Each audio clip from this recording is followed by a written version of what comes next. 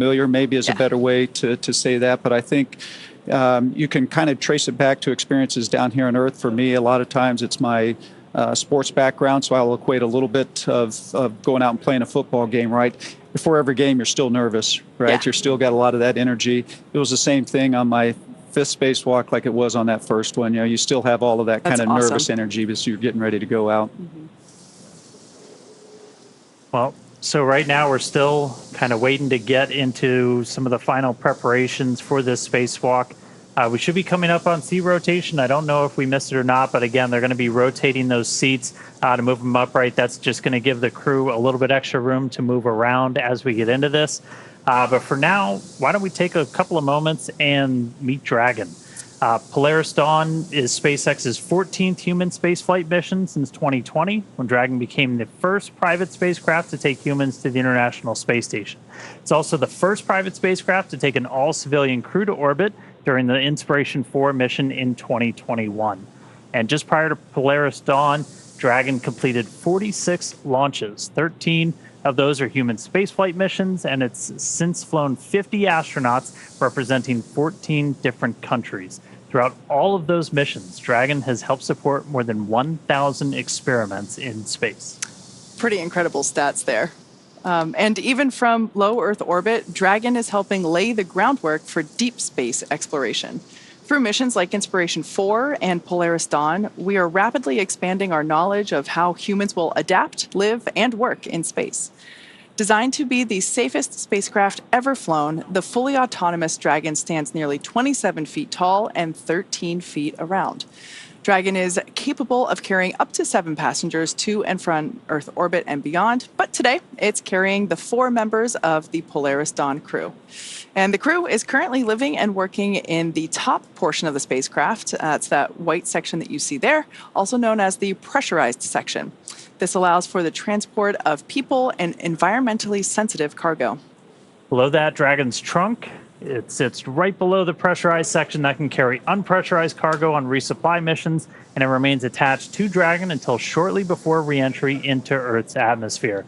And as you can see, about half the trunk is covered in solar panels. Those provide power to Dragon during the flight. The other half is the radiator. Dragon itself is equipped with 16 Draco thrusters. We got a really cool view of the 4 forward bulkhead ones firing earlier on this flight with lights on Earth behind you. Those are used to orient the spacecraft during the mission. They also get used for apogee and perigee raise and lower maneuvers, orbit adjustments, and attitude control. For the EVA, the Dracos are going to be used to reposition Dragon so the trunk is facing the sun, and they're also there to be used for reorientation during the spacewalk if needed. In order to accommodate a spacewalk, this is the first Dragon to be outfitted with a Skywalker in place of the cupola observation dome. The Skywalker that you see there, looking up at it basically from underneath it, the Skywalker is a structure that is mounted to the top of the Dragon capsule, and the astronauts will use this to assist in exiting and re-entering the spacecraft during their spacewalk. The team also added additional nitrogen tanks to assist in repressurization of the capsule after the EVA. Another new feature on Dragon is the addition of a motor plus handholds and footholds inside the spacecraft to help with opening and closing the hatch during the spacewalk. This Dragon also carrying what we are calling the Starlink plug and placer, making this the first mission on Dragon to use the Starlink network in orbit. Inside of Dragon is a router connected to a user terminal in Dragon's trunk, and then this terminal is linked to a new plug and placer device that's mounted nearby. While we're not using Starlink for continuous coverage during this operation, we've been testing its ability to establish and maintain laser communications with our Starlink satellites there in orbit that are below Dragon. Dragon has proved to be quite a versatile spacecraft. It can autonomously dock to the space station when outfitted with the ISS docking adapter. And when it's intended for free flyer mode, the docking adapter can be swapped out. SpaceX Dragon, you guys are welcome to come back aboard if you want. SpaceX copies. Don't have a ground station right now, but we'll go ahead and bring cameras back on board so we get it when we do have ground stations. Copy. Quick comms there with SpaceX Core from the Dragon capsule. That was the crew just letting the folks here in mission control, letting us know that it's okay to turn the onboard cameras back on once we have coverage for those cameras. But getting back to the different configurations that we have for the Dragon capsule, I was talking about the docking adapter previously. When the Dragon capsule is intended for free flyer mode, the docking adapter can be swapped out for a cupola, which is the one in the middle there, and that is used for the best views that you can get while in orbit. And then, of course, our newest option, the Skywalker hardware to support extravehicular activities, and that's what the crew is going to be using this morning. So those are the current 3 ways that Dragon can be configured to support different types of missions. But hey, you never know what's to come. We always got something up our sleeve. That's right. Now, Mike, Crew 1 broke the record for the longest space flight by a U.S. crewed vehicle. It surpassed the 84-day mark that was set by an Apollo capsule during that final flight to the Skylab space station in 1974. What was it like?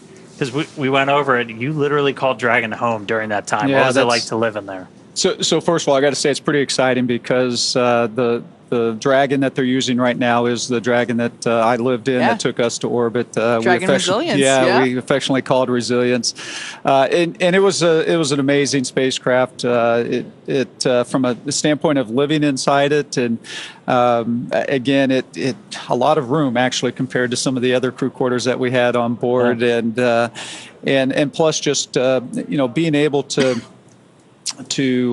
spend all that time in it. I'd call my family every night before I go to bed, and I'd be looking out the window at the Earth as I was doing that. It was very special. Did any of them get jealous because you had the window seat?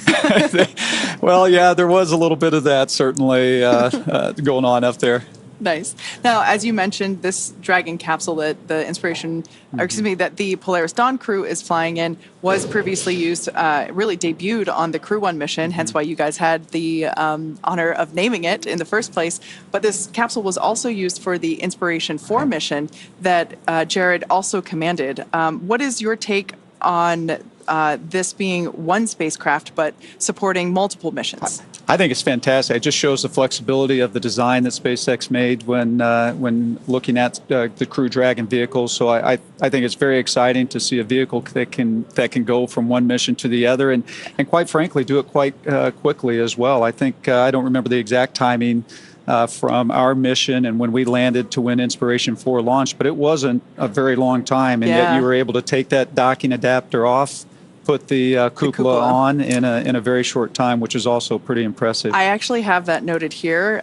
Crew 1 took off in November of 2020, and Inspiration 4 lifted off in September of 2021. That's incredible, because we landed in May of 21, and so within that short period of time, you reconfigured the vehicle and were able to put that cupola on and launch. Cool. Yeah, very impressive. Your mission patch sticker is in the capsule that they're in now, and we'll add their own sticker too as well. Right. All right. Well, as you can imagine, Dragon has undergone some changes for this, and with changes comes extensive testing for the mission. And all the modifications that we made in preparation for today had to go through kind of their own test regimen. Yeah. Testing is a critical part of qualifying a spacecraft like Dragon for flight. Rigorous testing helps identify and mitigate potential risks, verify system and component reliability, and helps ensure that the designs meet the mission requirements. There are many types of tests a spacecraft might undergo when qualifying for flight, including structural, thermal vacuum, radiation, software, and integrated systems testing. One of the tests the new Skywalker hardware underwent is thermal vacuum testing. This actually tested how Skywalker withstands the extreme temperature swings that it's going to see while it's in the vacuum of space. And while Dragon was being put through all of its paces, the Polaris Dawn crew was going through the same SpaceX training as part of that we give to NASA astronauts. They also had to train to perform their EVA, though.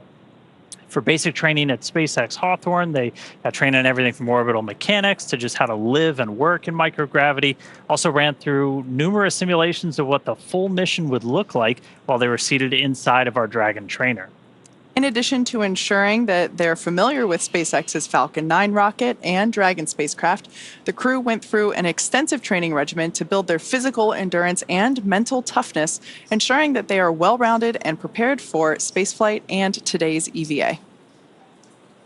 Now, switching gears, one of the coolest things, designed in-house by SpaceX, the EVA suit has all the functions of our original spacesuit with the added bonus of allowing astronauts to exit the spacecraft while in orbit. And this mission gives us a great opportunity to test our EVA suits in space. Building a base on the moon and a city on Mars will require thousands of spacesuits, so the development of this suit and the EVA performed on this mission will be important steps toward a scalable design for spacesuits on future long-duration missions. As we mentioned, SpaceX designs and manufactures our own suits, and we have a little behind-the-scenes look for you, something most people don't get to see, the inside of our very own suit lab. An EVA suit is an extravehicular activity suit, which is a spacesuit that can go outside of the spacecraft to do a spacewalk. We started with the IVA suit that we have, the intravehicular activity suit, as a kind of starting point, and looked at it and said, what would we have to change about this to be able to support a spacewalk? So the first is mobility. The crew will have to do a lot of moving around inside of Dragon to get outside and do the spacewalk. We had to add in new joints and new features in the suit to allow them enhanced mobility while the suit's pressurized. When a crew member is pressurized in the suit, the soft portions of the suit become rigid. They need actual flexure and rotational joints to allow them to move around. It's kind of like a suit of armor made of fabric. We innovated in flexure joints to allow easy bending at the elbows and the knees, as well as a collapsible rotator joint that exists on the shoulder, which allows the suit to remain nearly fully soft, but when pressurized is a rotational bearing. The difference between the IVA and the EVA suit is that on the IVA suit, the zipper system location is in the inseam. But since we needed to have lots of mobility on our EVA suit, that was not the preferred choice. By moving the zipper system from the inseam to the waist, we mitigated risk of the stress of the zipper. And another big element was also the thermal side of things. The crew is obviously exposed to a much more extreme thermal environment during the EVA. So we want to make sure that the inside of the suit is comfortable for them, and that as they interface with parts of the vehicle, that is safe for them to touch as well. The EVA suit is built and designed here at SpaceX in Houghton, California.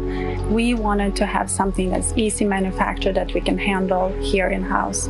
So we developed this new material, so it's fabric-based. We actually added a new layer to the suit, which we refer to as the Faraday layer. And this is a conductive cage around the suit that shields the suit from external electric fields. The helmet on the EVA suit looks very similar to the IVA suit, but it is really an all-new design of that helmet. It's much more robust from a thermal structural perspective, since it will be taking more extreme temperatures. We are really excited to introduce this new single-pane visor helmet to the world of spacesuits. The EVA suit visor is made of polycarbonate and is coated with copper and ITO, or indium tenoxide. These two coatings together reflect the sun away from the crew, as well as reflecting infrared heat back to the crew when they are facing deep space. Our suit has a HUD, or heads-up display, which is a small display screen in the helmet, which is transparent, which allows the crew to see through the display to have unfettered access during their EVA, but it also provides critical telemetry to the crew, so pressure, temperature, relative humidity. We're trying to improve the technology and streamline it in one way, and at the same time, we're also trying to get it more and more manufacturable with each generation. The ultimate goal is that you can put on a spacesuit and go out and get work done anywhere in the solar system and not feel like you're wearing anything more than you normally wear every day. We also had a chance to talk to the SpaceX team that developed some of the hardware and procedures for our first spacewalk. Let's hear what they had to say. EVA stands for extravehicular activity. and it's any sort of operation in space where a human is getting out of the spacecraft. So in the case of Polaris Dawn, we're going to be testing the mobility of the suit. We're going to see if the in-space operation matches the training we've done here in Hawthorne. There's really a lot of different things that can happen during an EVA, and this is the first step for Dragon and SpaceX. When I first started working at SpaceX, I never thought I'd be training a crew to do an EVA. It's brand new, it's so unique, we've never done anything like this before, and so we wanted to make sure we had the best possible training program for this mission. We want to see if we can train a spacewalk on Earth in a way that's representative of what it feels like in space. Even though only 2 people are going to be going outside during this first EVA, all 4 crew will be in EVA suits going down to vacuum. Dragon was always designed to vent to full vacuum, but we've never taken a full Dragon capsule down to vacuum, and this will be the first time we do it in space. We actually put crew into a chamber at Johnson Space Center in Houston and had them live the exact profile that they will experience, and making sure that no one actually experienced decompression sickness. We have a couple new training assets for Polaris Dawn to train the EVA specifically. The suspension system that we have is situated on top of the platform of our capsule simulator. The lines drop through the hatch. They attach to a single crew member inside the capsule. We can lift them up and get them situated so that they can egress the capsule and perform their tasks at Skywalker, the mobility aid. The Skywalker, what's amazing to me is a lot of people are going to think it's a metallic structure just bolted to the top of Dragon, but a lot of development effort, testing went into the Skywalker. So we actually used similar technology as we have in the Super Draco chambers to apply a thermal barrier coating to the outside of the Skywalker. That is going to be a really, really amazing mobility aid on the front end of Dragon. We also developed a sideways simulator, so we flip the hatch on its side. In the event the hatch fails to close, they can manually close the hatch. We have them do that in a sideways suspension system, so gravity isn't helping them close or helping them open that hatch mechanism. It's new development for Dragon, it's new development for SpaceX and the industry as a whole. So this is a great example of where Polaris Dawn is forcing the team to innovate in a way that adds safety and reliability to every Dragon mission going forward. That's this huge challenge for us to go solve, but that's also an opportunity for us to solve the problems that we have to go figure out anyway for our larger goals, like putting people on Mars. The Polaris Dawn objectives are the first step towards that ultimate flight with humans inside of Starship, which is right along the SpaceX development path that we have towards getting to the Moon and Mars.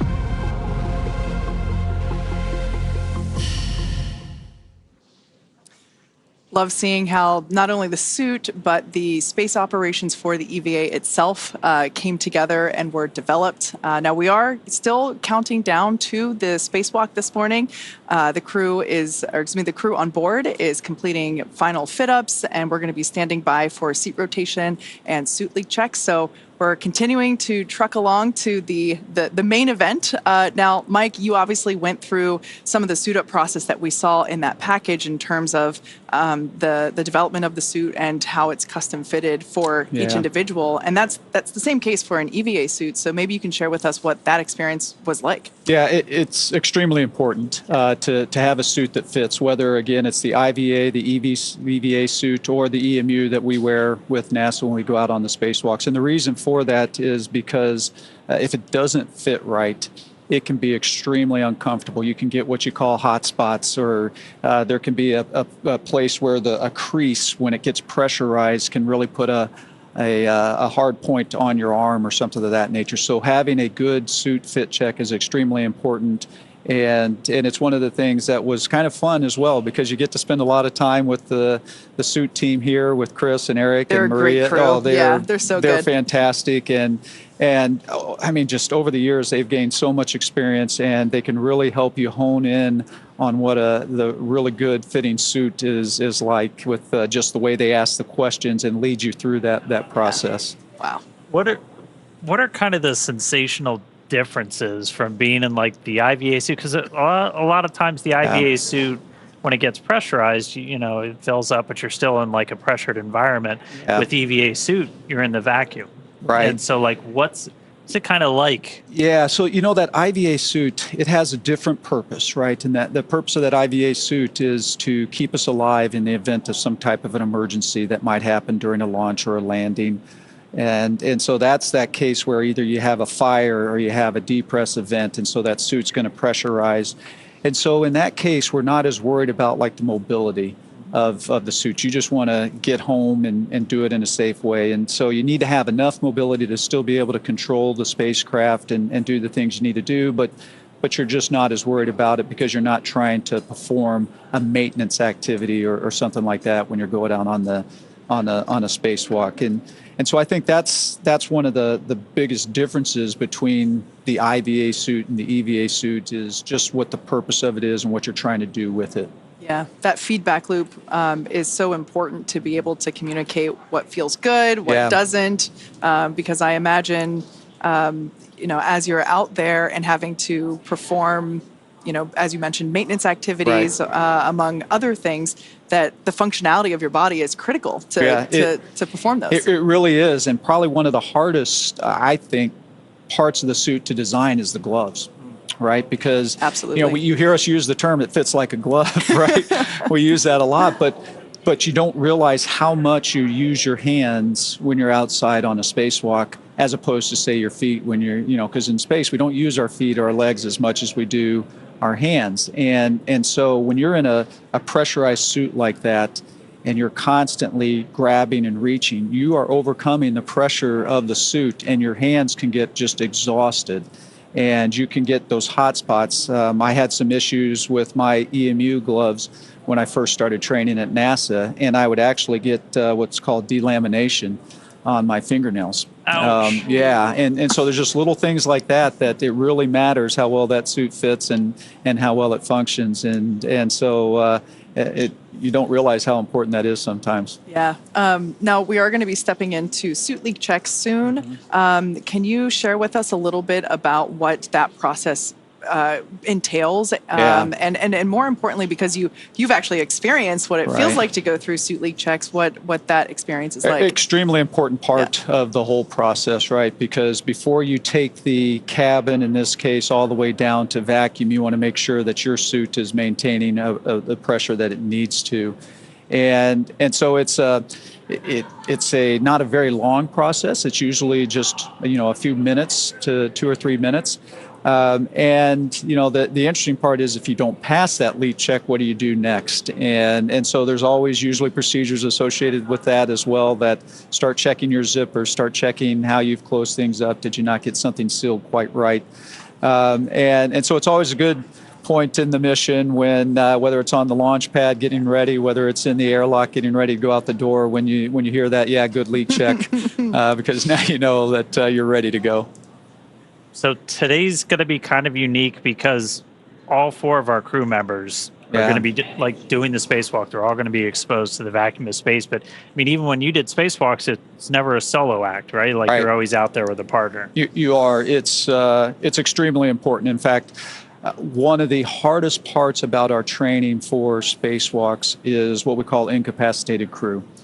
And so you need to always be able to get your crewmate back into the airlock if something should happen, if they should no longer be conscious and something of that nature. And so we actually do spend quite a bit of time, and that's why it's extremely important for us to go out in pairs, because things can go wrong. And so you want to be prepared for those moments. Yeah.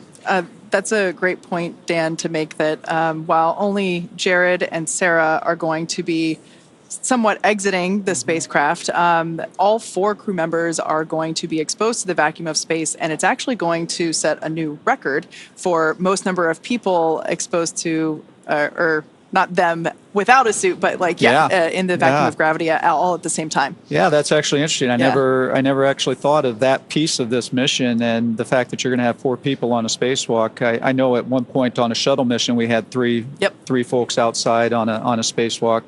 And so that's a big deal and kind of exciting. One of one of the things we do on the space station, of course, is we have astronauts that are still inside, and if we do get into those emergency situations, they're there prepared to help us get back into the airlock and get unsuited and things of that nature. So, of course, when you have all the crew, it just makes you think about those emergency situations probably in a little bit different way than we do on station. Yeah. And hey, if you're just tuning in, we are still waiting to really kick off our spacewalk today. So right now the crew is inside the spacecraft. They're getting suited up. We should be hearing some comms from them pretty soon. And then SpaceX Dragon EV1 is completing glove zipper closures, but at this time we are ready for seat rotation.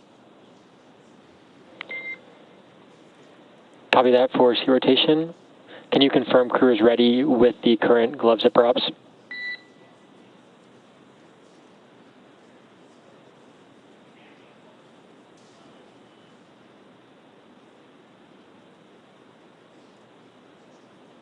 all right, I guess they just needed me to say it was coming soon, and then there it is.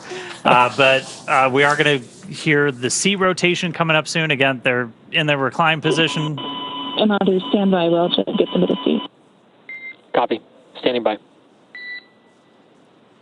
So they're going to get those seats rotated, and then we're pretty much going to be ready to start getting into things. And our EVA is going to officially start when we start flowing O2 into those suits. And so that'll kind of start our clock.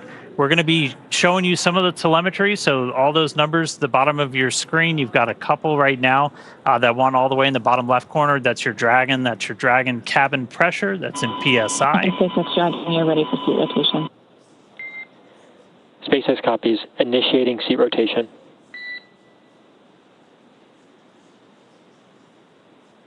Great news there. That's going to help give the crew a little bit more room to move around during the spacewalk.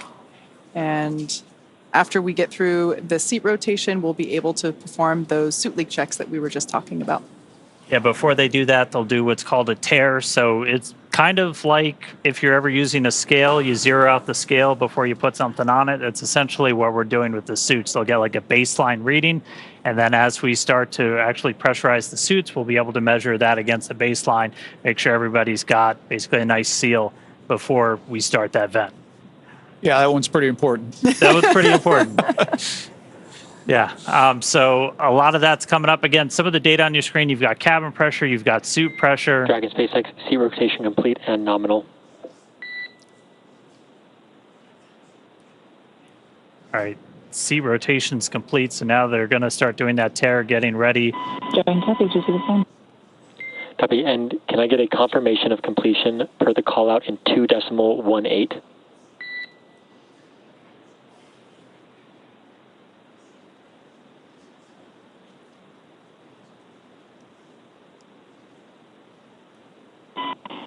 H1 SpaceX, complete with 2.18. Copy. At this time, you are go to step into section 3 and tear suit deucers.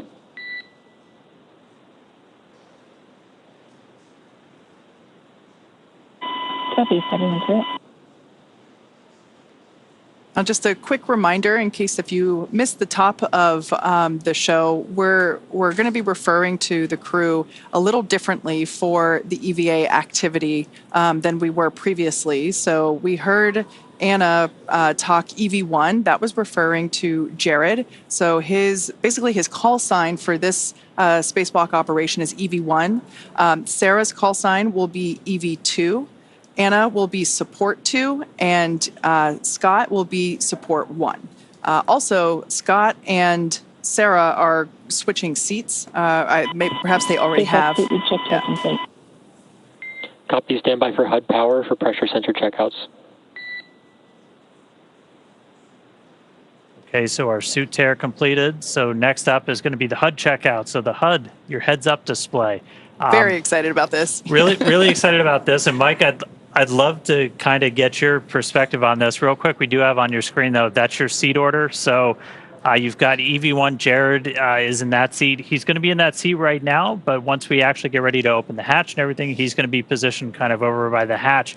And then Sarah, EV2, is going to be in one of those center seats. Then you'll have Anna and Kid on either side. Dragon SpaceX, suit HUD's powered. Report results of primary sensor HUD checks in 3.2.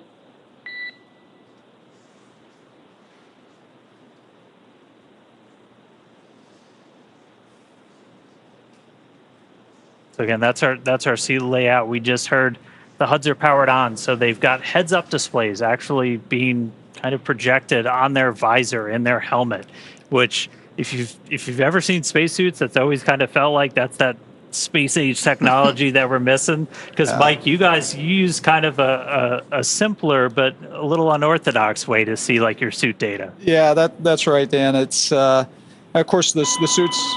And SpaceX HUD checkup complete, all nominal. Nice. Copy, swapping to backup sensors. Stand by to repeat HUD checks.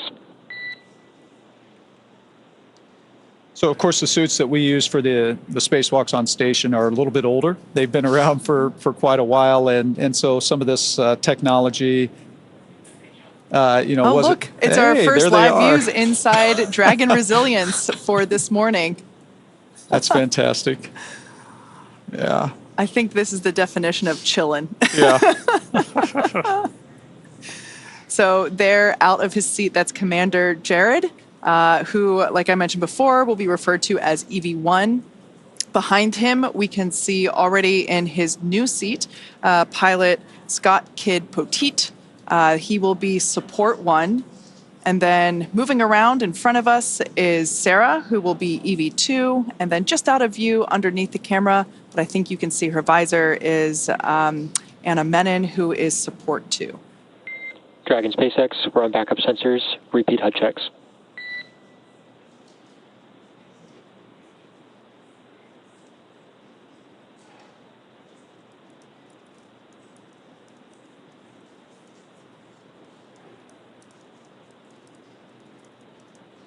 The crew's going to check out those heads-up displays one more time real quick. SpaceX HUD checkups on backup sensors, all nominal. Copy, good HUDs. Returning to primary. Stand by for helmet camera checkouts.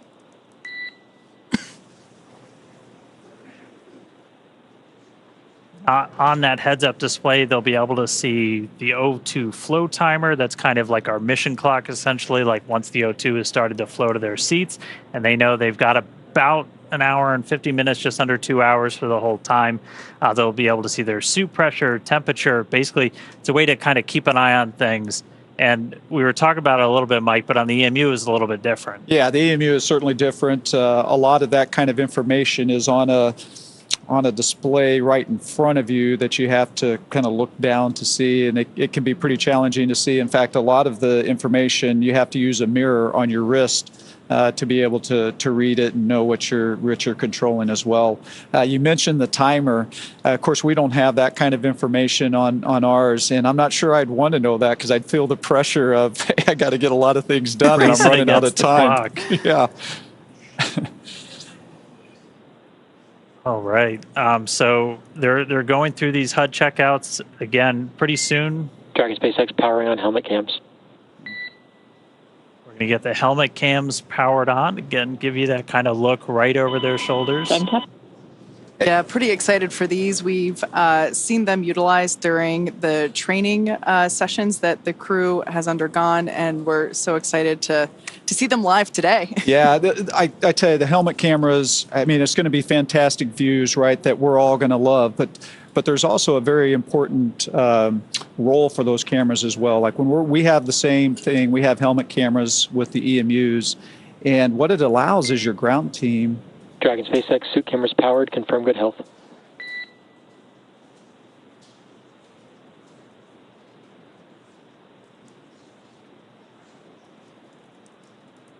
So it really allows your ground teams to kind of be able to see what you're doing. And SpaceX, we see good video and both speeds, no fault.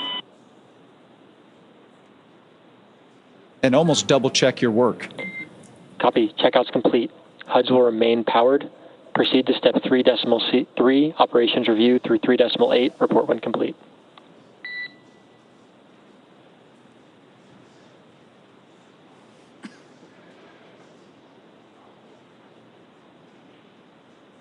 All right, so we got through HUD checks, we got cameras on, powered, ready to go. So right now the crew is going to go through, they're going to do kind of a final review of all of their procedures. Like you talked about this a little bit, like these things are so choreographed because even if you couldn't see the clock, like you're on the clock. So you've really got to make the most out of like every single second you're doing one of these. You do, and of course you see that with today's spacewalk as well. Dragon SpaceX repeating. Checkouts are complete. HUDs are going to remain powered. Proceed to step 3.3 operations review through 3.8 and report when complete. Copy and work. And the reason it's so choreographed and important is because you only have so much time outside, right? You only have so many consumables that allow you to go out there. And so you want to take advantage of all of that, and you want to have every step very well scripted so that there's not a lot of wasted time. Now, that being said, it is nice when you're out there once in a while to just kind of take a moment, look around, enjoy the views, kind of trying to absorb where you actually are, which can be pretty incredible as well. Every once in a while, guys, I'm a little tired. I'm going to take a minute. That's right. I need to take a break. I see my house from here. That's right. Yeah. All right, but like it's awesome. We're seeing the crew inside. We're getting close to the start of today's spacewalk. We're going to start flowing O2 to the suits, and that's when our clock's going to start. Right now, they're just doing kind of final cabin configurations. They're going to check the lighting. They're going to make sure that their umbilicals are in the right spot. That's one of the things you'll see. That's actually one of the roles that our support crew members are really going to. That's kind of one of their primary jobs during the spacewalk is to manage those umbilicals. For you guys, Mike, you had one. That's what plugs into kind of the leg in your suit, and that's what's providing like the breathing gas, comms, connections, all of that stuff. For this spacewalk today, it's a little bit different. This one that they're going to be using has some tethers in it for Sarah and Jared. It's about 12 feet long, so it's like about double the length of what you guys have. So it's dual purpose, right? It's providing them the air and the cooling that they need while they're out on the spacewalk, but it's also providing that safety piece, right? So that if something should happen, they should slip or that they're not going to go floating off into space. With the EMU that we use on the space station, we actually, all of those consumables are a part of the suit itself, and we have a separate safety tether that the first thing we do when we open that hatch and we go out is we hook up that safety tether, and it's an 85-foot reel that as you're moving around, it goes out with you to, again, protect for that crazy moment when maybe an emergency happens and you come off station.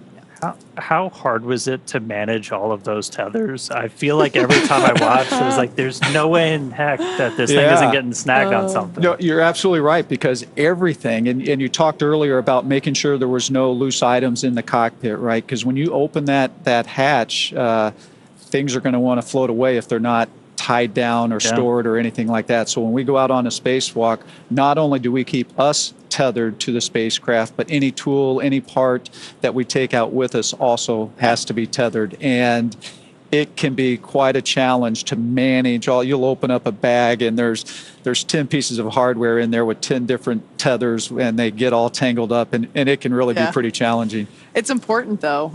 We simplified that a little bit for this mission.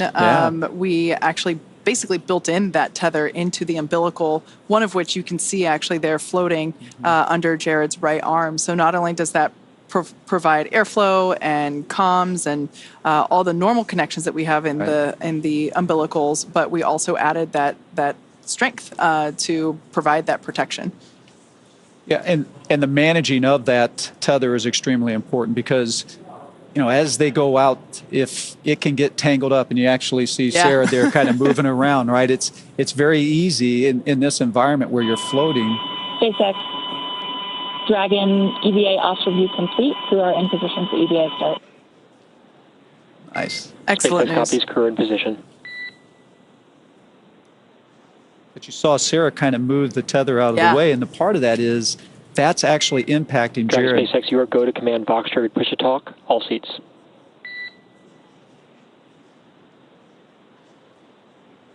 Copy and work.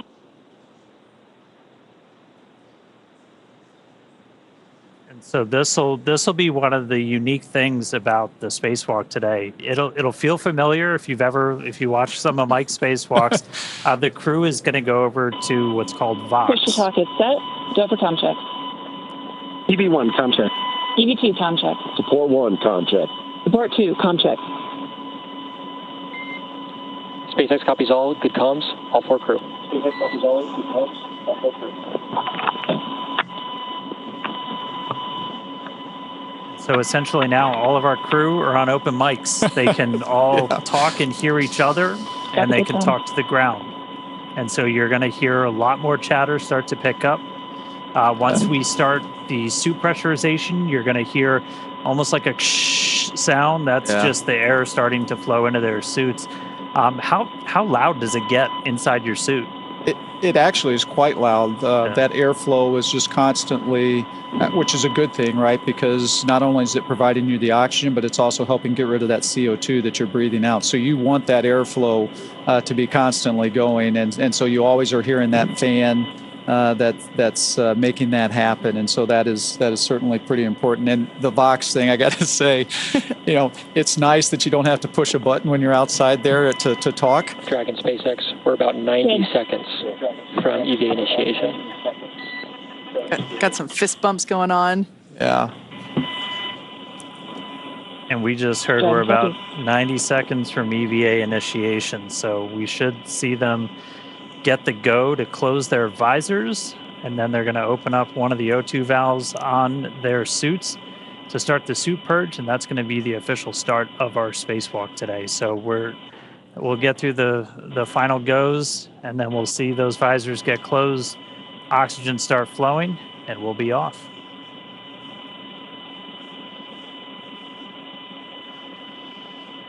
I love how everyone looks so calm and collected right now. I think that's a great visualization of just all the extensive training that they've gone through to get to this point. This has been years in the making. I'm sure they're excited, but everyone's focused. It is an interesting time right now, right? Because one of the hardest parts I always found about Dragon SpaceX. SpaceX is go for spacewalk operations. Report visors down, ready for secondary O2 flow initiation, and crew is go for spacewalk. Verify your visors are closed.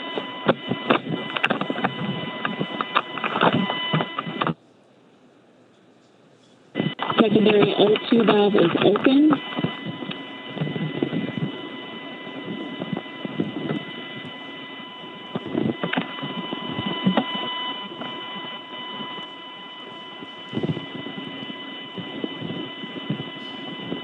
And that you are go for the EVA.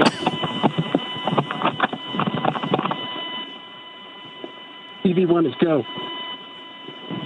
EV2 is go. Support 1 is go. Support 2 is go.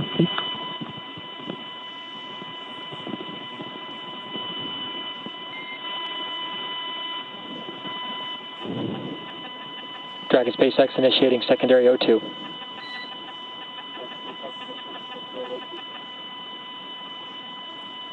And with that news, our EVA has begun.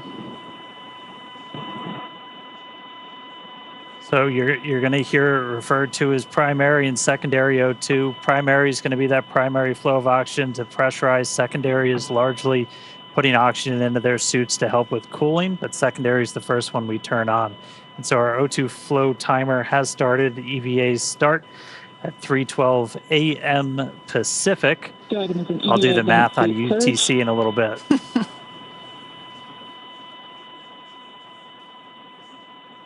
So this first operation, or this first step in the operation, is a suit purge. So inside their suit, obviously when the visor is still open, it's still a nitrox environment. It's the same as the cabin. And since they're going to be at a lower pressure than what you can basically live at with oxygen levels, they're going to be on pure O2. They're going to be a 100% oxygen environment. And I mean, you guys were kind of in the same thing. And it's because like your suit, you can't move a suit around at 14.7 psi, can you? No, maybe you can, but like No, that'd be pretty tough to do. And as we had talked about earlier, that's why that mobility is so important, because when that suit is pressurized like that, it can be challenging to move around. Absolutely. So here on your screen, we can see the Polaris Dawn crew. Now with their visors down, the EVA has begun. We are beginning to flow that O2 through. Now, we will, of course, bring these views to you as we have them, but due to ground station coverage, they do come in and out here and there. But every moment that we can, we will certainly be sharing these with you. I also wanted to point out quickly that the window near kids' feet was so much brighter than it was just even 5 minutes ago. We're going to be seeing that in stark contrast as soon as we get the EVA, or with the hatch open and EV1 out there. Yeah, it's kind of interesting you mentioned that, because as you're going around the Earth as fast as you are, right, in 30 minutes or 45 minutes or so, you can be passing in and out of that sun and going into shadow. And so that brings its challenges as well, because the temperature can change pretty drastically just in those transitions from night to daylight. And so it's an interesting moment when you're passing through that time. That's actually one of the reasons that the visors have this new coating on them, different than when you wore a similar helmet. That coating actually helps to insulate the individual inside the suit. So when they're looking at the sun. Dragon SpaceX, a reminder, after the initiation of primary O2 flow, EV1, EV2 will need to adjust VOX threshold low following primary O2 flow initiation. EV1 copies. EV2 copies.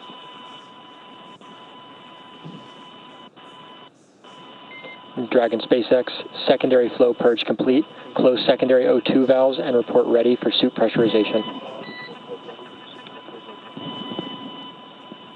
EV1 closed. EV2 closed. Port 1 closed. Port 2 closed. SpaceX Dragon is ready for suit pressurization. Initiating primary O2.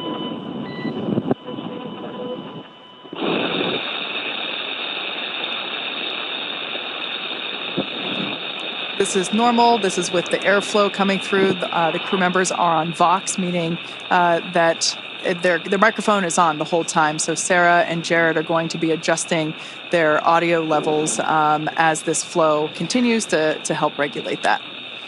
Yeah, the Vox will kind of attenuate, so it'll sound like this now, but as we get through the spacewalk, it'll kind of come down, and you'll just hear voices a little bit more clearly. Their voices are actually going to change too. Like, did that happen to you? Did that throw you, Mike, the first time you heard that? It absolutely did. Yeah, because you're talking and you're going, who is that? Right? 'Cause you don't realize how much different it can sound. Yeah. Your voice can sound in that lower pressure environment. Yeah. Speaking of lower pressure, we can see the pressure changing there with the telemetry in the bottom left-hand side of the screen. So we can see that suit pressure going up, and we're able to keep tabs there as well with the Dragon pressure. So Dragon on the far left circle, that's the pressure within the cabin, and then suit, obviously that's the pressure within the suits. So we'll actually be able to, and I think we've kind of been able to see it already, that these suits will inflate a little bit, look a little different. And we were talking about the visors before, so when they're in the sunlight, that coating will help keep them cool and not overheat them, and then when they're in shadow, it'll help keep them warm. So, and it's also like your sunglasses as well. Yeah. Right? Serves that purpose. All right, so at this moment, the suits are getting their primary pressurization. This takes about 3.5 minutes, a little bit less, and then we're going to go through those actual suit leak checks. The crew will probably get a reminder they have to stay really still when we do those leak checks, and I always was kind of wondering, like, why the heck? And like, if you bend your arms, you're actually going to start, changing the volume inside the suit. That'll cause pressure spikes, and so that's right. You got to stay really still. Yep. And then after we get through the leak checks, we're going to go through kind of that final pre-breathe where they're going to hang out in that 100% O2 environment just to continue purging all of that excess nitrogen. Suit pressure stable when purge complete. Activate secondary flow on. Report when complete.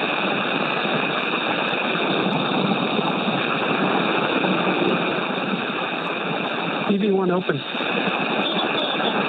Port 1 open. Port 2 open.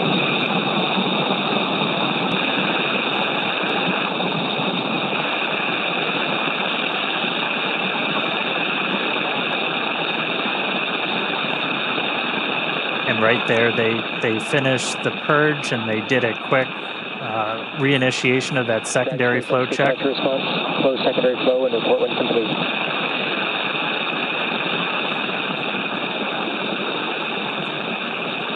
EV1 closed.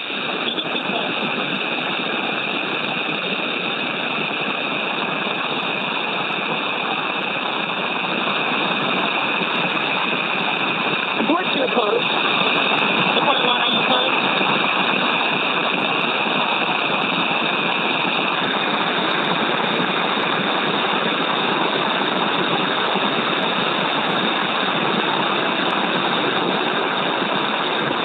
Support 1, SpaceX, can you confirm secondary flow is closed?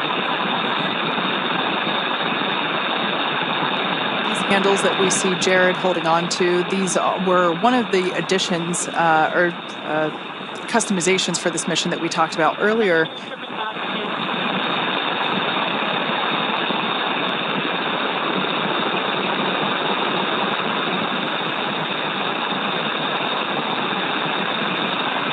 Support 1, SpaceX contact.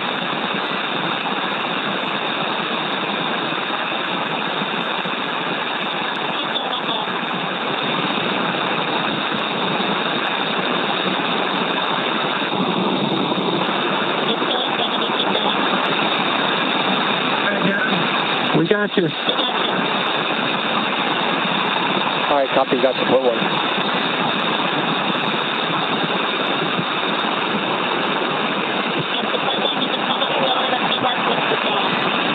Copy.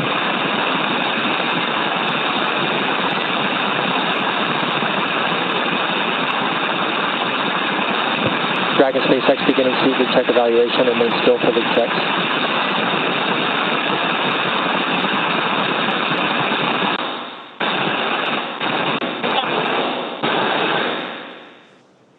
So once again, that background noise is expected. That is the microphones and the flow of air within the suits. So we're trying to stay quiet to, along with you, listen in on what the crew comms are as they go through.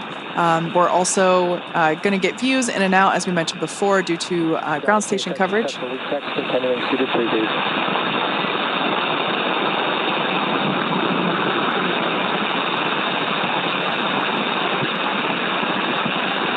And it is a little bit tough to hear. We just heard, though, that we got 4 good leak checks on their suits, and now they're going to be in this final suited pre-brief. And so again, this is going to last about 19 or so minutes, and this is just to do kind of that final, get all of the excess nitrogen out. And we started pre-breathe just two hours after they got on orbit, just by gradually lowering the pressure. And I mean, pre-breathe, that's something that kind of evolved over time with the space station. Where were you when you were doing your spacewalks? Yeah, so we were past the kind of the camp out phase of pre-breathe. But that's how we used to do it. And it's very similar to what the Polaris Dawn crew has been doing over the last couple of days. We'd actually have astronauts stay inside the crew lock overnight at a lower pressure, just like they did when they first got on orbit. Now we've moved on to, we do it the day of. It still is a long day. We start about 6 hours prior to going out the door, but it's not 2 days prior. It's worth noting along the lines of training and how the crew prepared for this mission that all 4 of our Polaris Dawn crew members and some additional Polaris and SpaceX crew members actually went into a vacuum chamber and tested these suits out and spent a bit of time at lower pressure just to help learn what that feels like and get used to it. Well, and I think the other thing that's important about that is it's real, right? It's the first time that you're in that suit and it's actually a vacuum around you, right? And there's just something mentally that I think is important to put people through those moments before you actually have to experience the first time in space. Yep. We saw some of the unique ways we train the crew for this. And I mean, training for space station spacewalks, I'm still really upset I never got in the pool. That looks like one of the coolest like parts of being an astronaut is like not being in space, but just doing some of this training. Yeah, Dan, I tell you, I can still remember the first time I stuck my head underwater, not in the suit, but for diving. But you can hear the comms of everything that's going on through the water like that, and it just gives me goosebumps to think about that. It was a really neat environment, but it looks like these guys had a pretty neat way to train as well with the harness that would hoist them up and out and all of that. That's pretty impressive. Yeah, we definitely created some rigorous new training for the best we could simulate an EVA while still on Earth with hoists, and it was a lot of fun to watch them train. Yeah. Back on board with cameras in 3 minutes. So our core just called up. We'll get views back on board in about 3 minutes. As Kate talked about earlier, we're using ground stations for our video coverage. All of our communication with the astronauts are through TDRS, so tracking and data relay satellites. So we'll have constant audio, but that video, we need those ground stations. But right now they're in that pre-breathe. That final pre-breathe still. We started our spacewalk about 13 minutes ago. We initiated O2 flow to the suits. That time was 3:12 a.m. Pacific, 10:12 UTC. I did some quick math. Took me 13 minutes to do it, but I did it. So once they're through this pre-breathe, we're going to start getting into some really exciting parts of the spacewalk.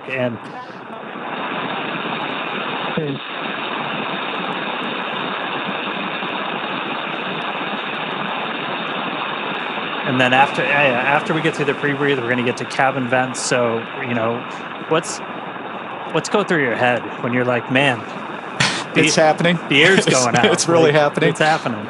Yeah, I tell you, it is a long process to get to this point, right? They've been prepping for this for 2 days, right? And one of the hardest things I found about the spacewalks is the waiting.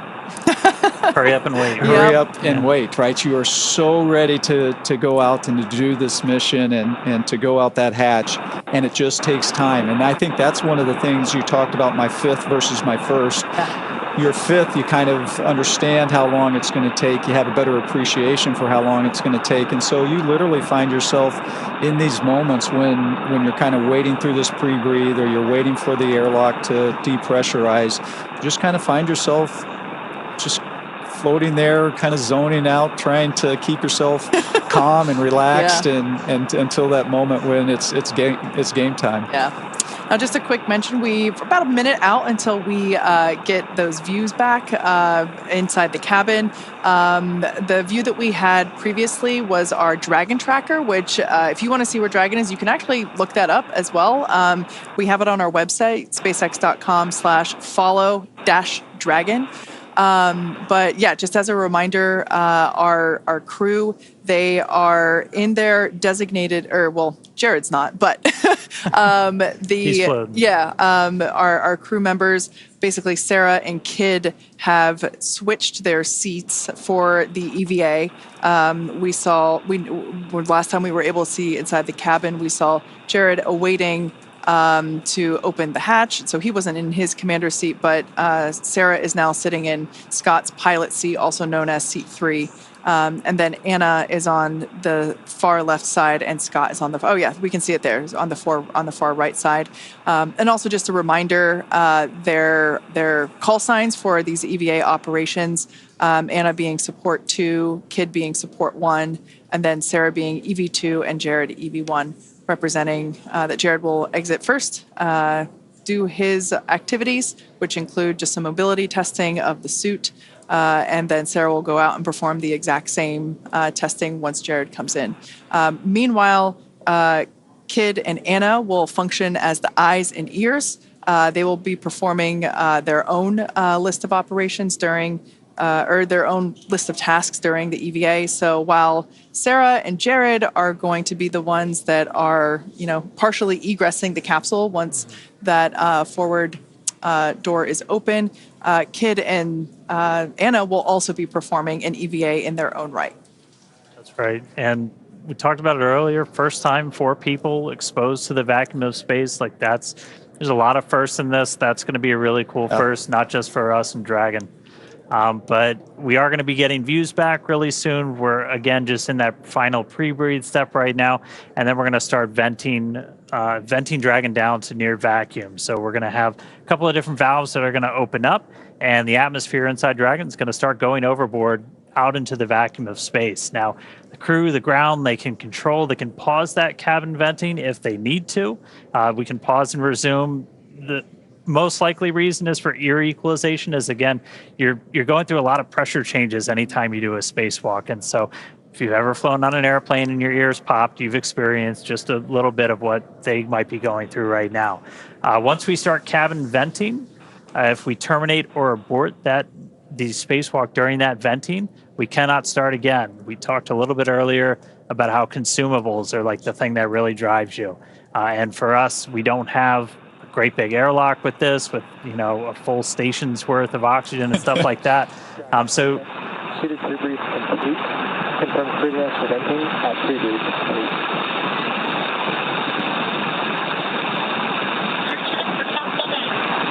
EV1 go. One more go. Second down. Copy, initiating cabin venting. There we go. That is great news. Exciting. So that breathing of increase, that pre-breathe where they were breathing increased oxygen, we just heard that they're good. They all 4 crew members gave the go. So now we're gonna vent the cabin.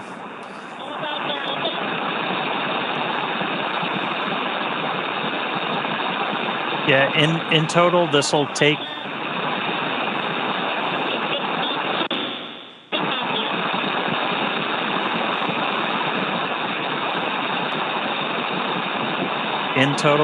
about 8 minutes, and you can the graphics you see on your screen, that's live telemetry, everybody. So you can see the pressure inside Dragon starting to tick down. You're going to see the suit pressure tick down as well. Is what we're really trying to maintain is a pressure differential. And so with these suits, we're going to be hovering right around 5 or so. You might see about 4.9 to 5.1, 5.2. It'll be about 4.9, and then we'll probably see it go up a little bit when they reinitiate the secondary flow for cooling. Copy 7. Yeah, Dan, and you talked about that, about 5 PSI is what the suit will be. We're actually a little bit lower in the EMU. Yeah. And so we've talked a lot about mobility. That difference between we're at 4.2 and they're going to be at 5, it can actually make quite a bit of difference just in how hard it can be to move the suit around, et cetera.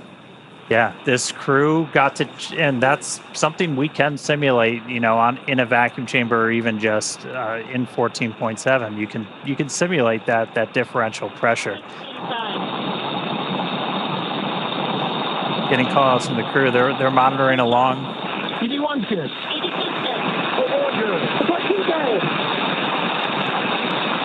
We're going to hear that We're going to hear that chorus pretty frequently, where you do those kind of frequent, almost like check-ins. And I know you guys did something kind of similar, where like you would have to pause and, check your gloves, that kind of stuff. We did. I will tell you, one of the interesting things watching this live right now, the difference is how quickly the depressurization is happening here versus what my experience was. And so you talked about being able to clear your ears and all that. You're not giving a lot of time for your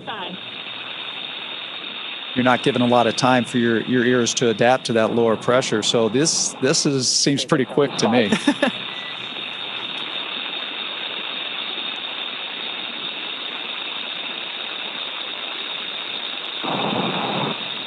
Yeah, breaking new ground with this, new suits, new operations for everything. We're at about 4.5. We're going to see that tick down. It's going to get down to just under 1. And it's not going to go all the way down. And then what we'll actually see is we've got a capability to open the hatch automatically. We've got a motor in it. But Jared's actually going to unlatch it, and he's going to give it a little tug. to kind of break the seal, any of the kind of the stiction in the hatch itself, and that's going to kind of take the capsule down to its final vent before Sarah, who's at the displays, she's going to command the hatch to actually open. Yeah, that's a good point. And there will be slightly more pressure inside the capsule, so really just helping. 4 psi, seat pressures look good. SpaceX copies 4. So Jared really can't open the hatch all in one fluid motion, so we will see him release that pressure slightly before being able to open it completely. And I think one of the important things, you guys, I think I talked earlier about you put some more restraint devices inside the capsule from when I flew on it, and that's extremely important because there's going to be some force that Jared's going to have to be pulling down on, and he needs to be able to anchor his feet somehow. Otherwise, he's going to pull and it's not going to go anywhere. And so the new restraint devices in there, we're going to see how important that's going to become here when he tries to open that hatch. Yeah, that's one of the things. That's why we have Skywalker out there. We've talked about how kind of similar to Gemini when they were first kind of stressing their legs, but important to remember, we've got that 50 or 60 years of spaceflight history that we're able to draw on. These are new suits. This is a new operation. This is to, work out all the kinks and really test this for the first time. But we're going into this with a whole lot more information than they had back then. We know you need handrails or it's going to get real hard real quick. That's right. That's right. Yep. We did also hear Dragon's moving into its EVA orientation. Essentially, we're going to point the trunk at the sun under 3 psi. I think it's also interesting. You notice that the depressurization has slowed down a little bit, right? So as we get to this lower pressure, it's just taking it longer for that remaining little bit of air to go out through the vents. And TV1, time check. TV1, loud and clear. Loud and clear as well. And also hear the Vox starting to adjust its levels. Yeah. That flow of oxygen has not stopped, but the microphone's kind of adjusted and it's getting a little bit clearer. And yeah, keep an ear out. You might hear their voices start to tenor down a little bit.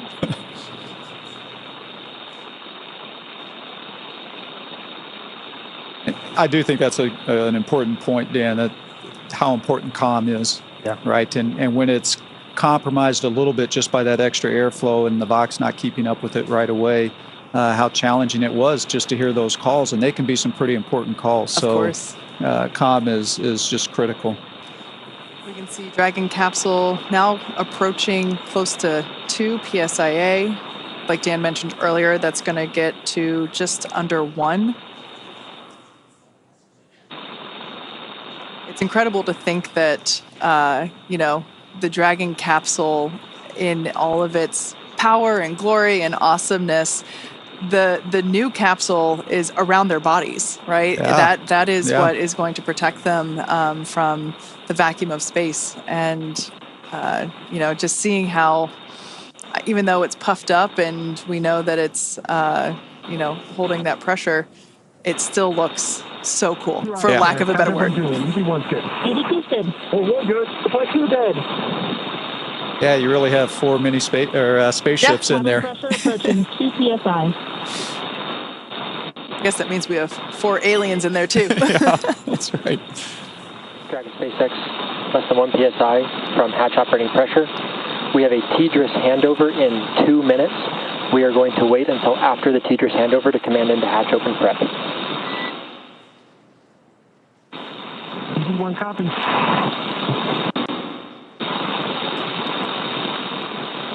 And I think you heard that, the TDRS handover. So there's going to be a short period of time there where they're out of comm, and it's kind of interesting because we're at a very critical phase as well. And so you want to make sure you have all the data and the ability to talk to the astronauts before you actually take that next critical step.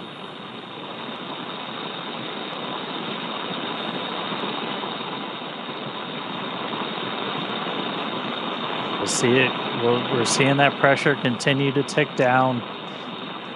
Dragon originally designed to be able to still operate in a vacuum. That was some of the emergency situations I know you trained for, Mike. We did make some modifications to this one to essentially turn Dragon into a functional airlock. We added some additional vent paths. We do use like some of the same ones that you guys use to like pressurize the vestibule and stuff like that. That are actually in the hatch, but we've got an extra one in there to be able to essentially do that depress as quickly as we did. But we're gonna see that get down to a little under 1, and then we're gonna see Jared kind of jump into action. He's gonna unlatch the hatch, and then he's gonna give it a little pull to break the initial stiction, and then we're gonna be able to see Sarah. 1.5 psia. All suits look good. One copy.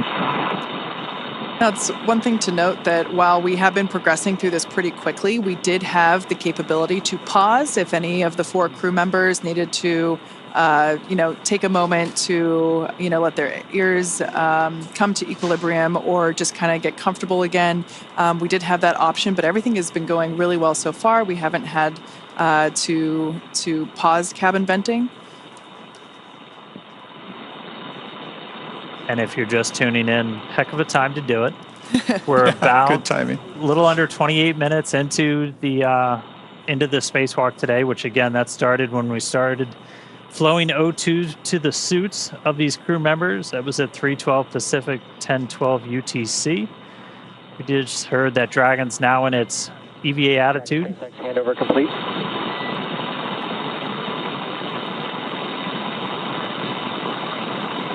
So again, we've got Dragon's trunk pointing towards the sun. We are with you on board, watching through the cross view.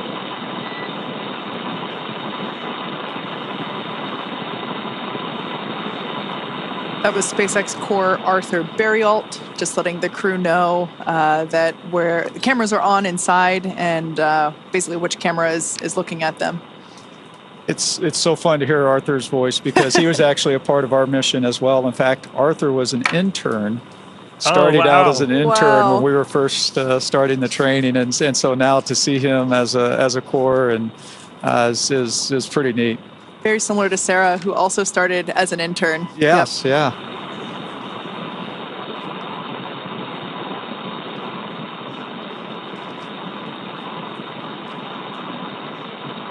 Right, we're coming up on 1 psi. You saw the light change a little bit through that window as we're in our EVA position, trunk facing the sun. That's going to help us with thermal inside the capsule and on the crew suits.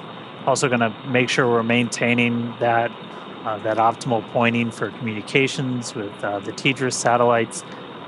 Once the hatch is open, we're going to disable any of the Draco thrusters that point forward, because you don't want thrusters firing off when a crew member's outside.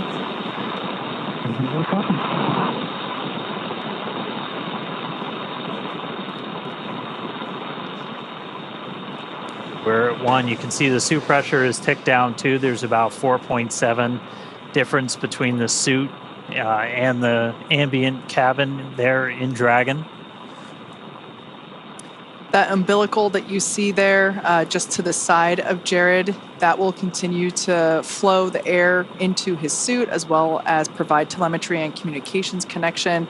That's also where we have the safety harness built in as well, so it's able to... Dragon SpaceX, cabin pressure below hatch operating limit. Stand by for transition to hatch open prep. Here we go.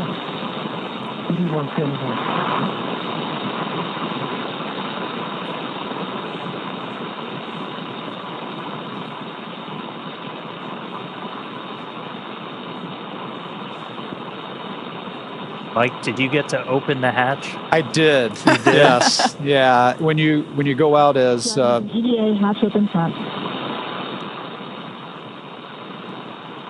Dragon SpaceX, we're in EVA hatch open prep. Confirm crew ready to open hatch.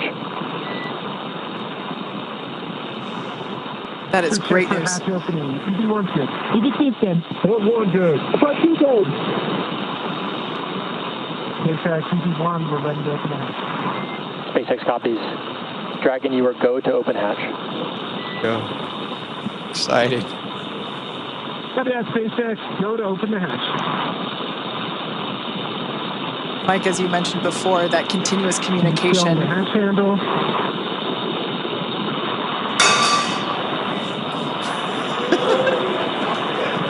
As you can hear, we do have a crowd gathering outside of Mission Control here in Hawthorne. In their excitement, somebody dropped a cup. We can see our commander, Jared Isaacman, now turning the crank, which allows the that top hatch to open. We'll see him give it a pretty heavy... EV1, hatch is visually indicating open. SpaceX copies. Stand by.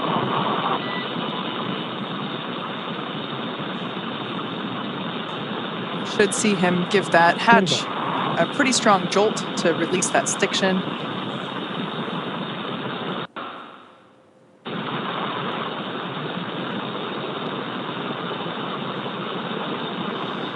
Hatch is now unlatched.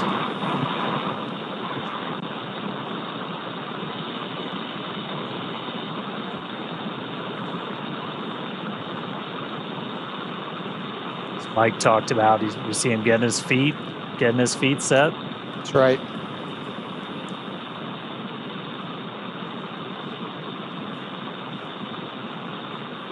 Dan, you'd asked if I'd gotten open the hatch. So when you go out as EV1, just like Jared here as EV1, that's typically the role for you is to open that hatch. And you guys have to draw straws, fight over who gets. It's exciting. It is. It's very exciting. Yeah.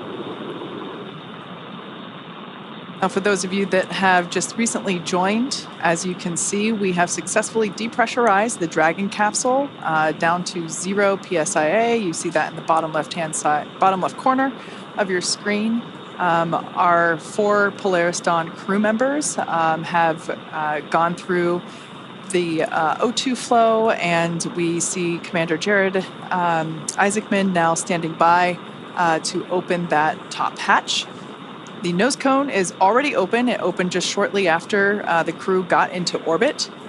So, Dragon SpaceX target pressure reached.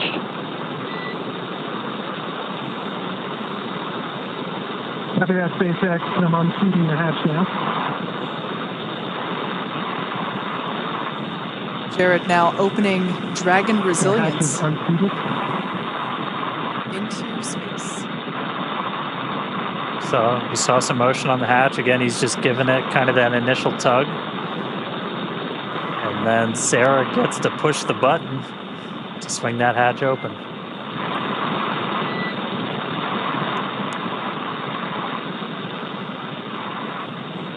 Much more movement there on the forward hatch.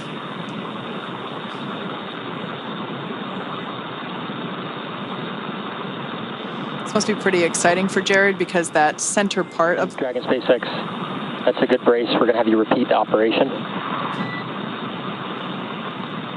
Center of the hatch actually has a window. SpaceX, the hatch is unseated.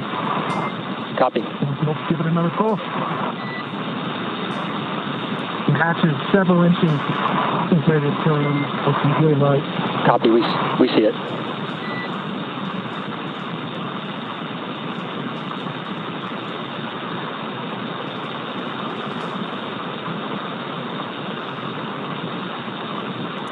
Looking out that tiny window there in the forward hatch, knowing he is going to have a much bigger window in just minutes.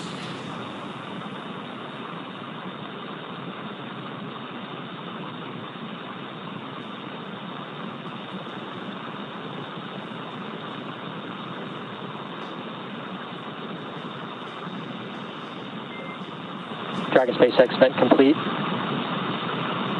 EV1 return to seat.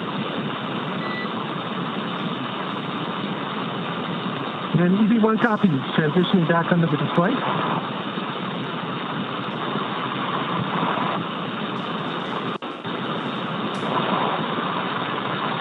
So again, one of the reasons we had Jared do that was to...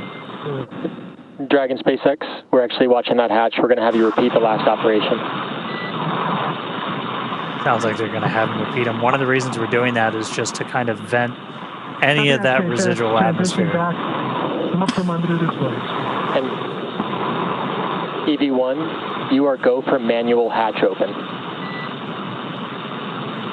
Sounds like we got our first audible of the day. As we said, that we can open the hatch.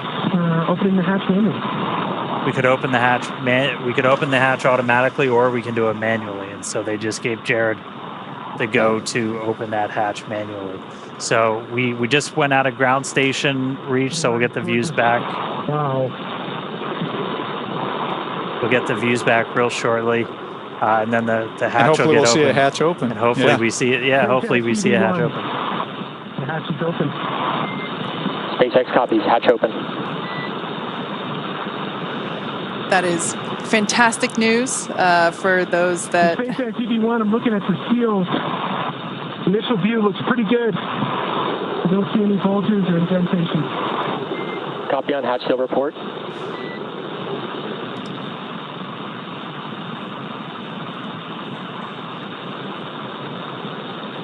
Yeah, that seal that you just heard him talking about, it's such a important part for the end of the EVA, right? So that when they close that hatch again, you get a good...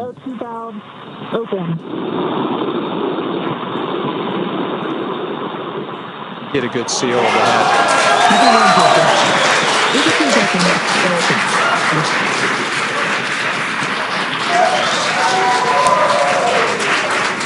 EV2 SpaceX, can you command open forward hatch? This is going to stall it open.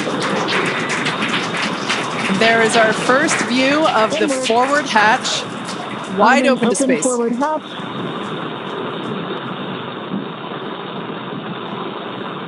Execute.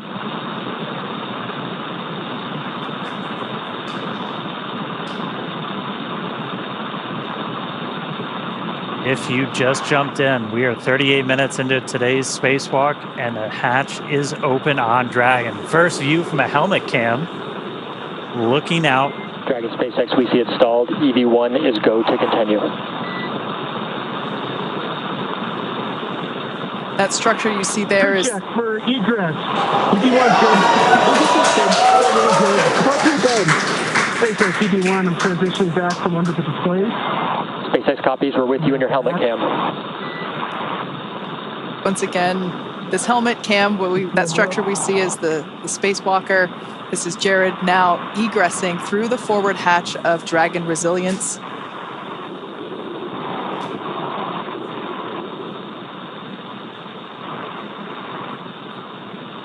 These are the first views of the first ever commercial spacewalk. I'm at the bottom of the mobility aid, progressing. I have a feeling the crowd is about to go wild. Good call. Approaching the top of the mobility aid.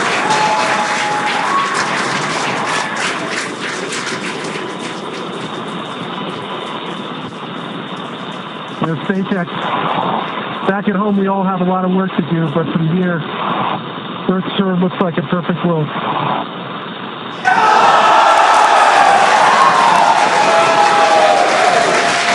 right, SpaceX, EV1, I'm going to step into test matrix 1. Single-handed mobility demonstration. Commander Jared Isaacman now emerging Copy, from... we're with you in test matrix 1, watching from the nose cone.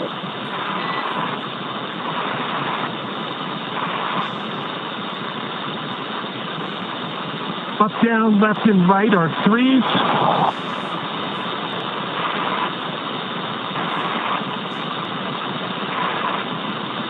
Pitch and roll are 3. Yaw is a 2. Switching. Single-handed operations are fine. Static and with dynamic disturbance. Switching to left hand.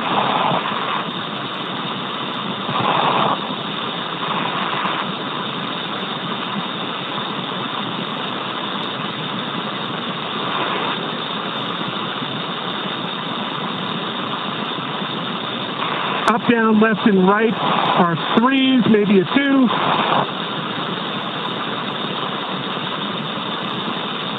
Pitch is a 4. Roll is a 2. Yaw is a 2. So these are the suit mobility checks that Jared is Single-handed performing. operations, dynamic and with disturbance are all adequate.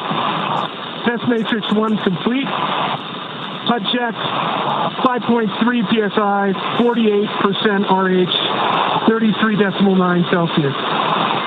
SpaceX copies test matrix 1 and HUD readout.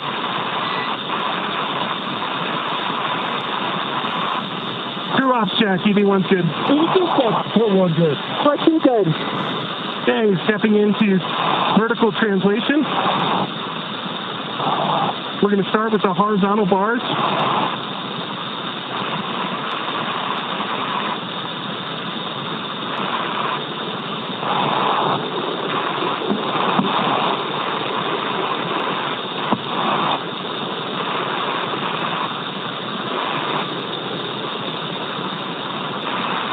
All right, we're going to transition over to vertical.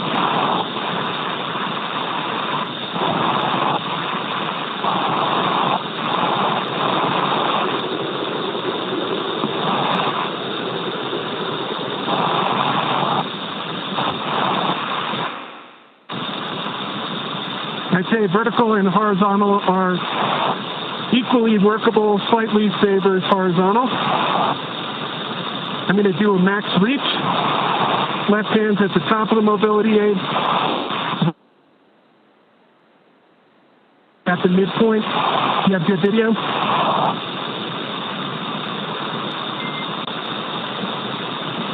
We just lost our live video, but stand by 1. Okay, switching over to max reach, switching hands. Copy that, SpaceX. I'm holding up at the max reach. And EV1, go ahead and continue the operation. We'll let you know we're back on with live video.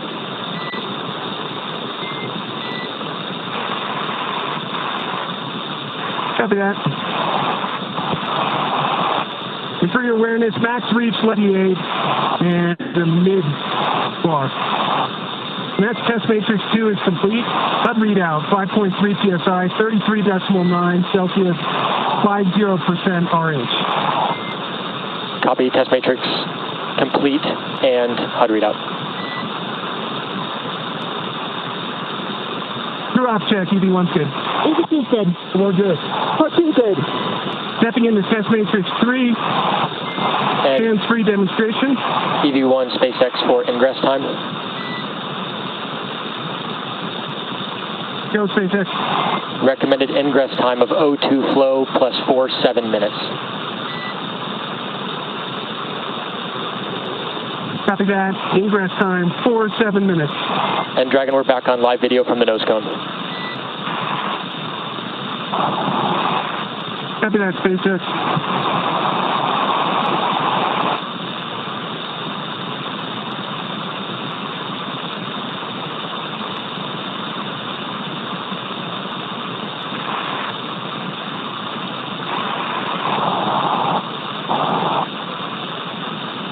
And SpaceX EV1, I would say the hands-free demonstration is very comparable to the trainer in terms of the foot restraints. SpaceX copies. And EV1, when you have time, if you'd like to return to the reach demonstration, we'll take a look at that with the live video. Copy that. Test matrix 3 is complete. The HUD readout is 5.3 psi, 47% RH, 33.8 Celsius, and stepping back into max reach. Copy, test matrix 3. And as you can see, top of the mobility aid. And let's get a quick crew ops check. EV1's good. EV2's good. I'm good. Port 2's good. Copy that. Okay, max reach, whether it's left or right hand, seems to be about the same. Top of the mobility aid, and then the mid-road. Copy, we see it. Checking up from the bottom.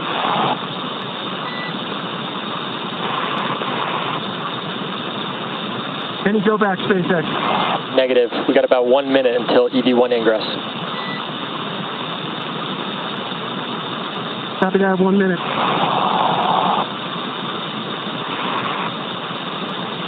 It's gorgeous.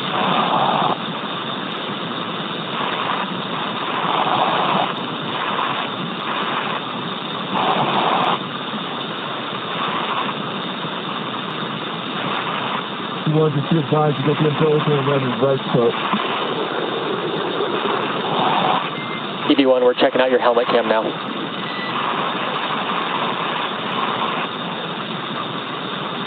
Well, I'm checking out your nose cone right now. And looks pretty good. Copy, we'll return to nose cone. See you looking at us.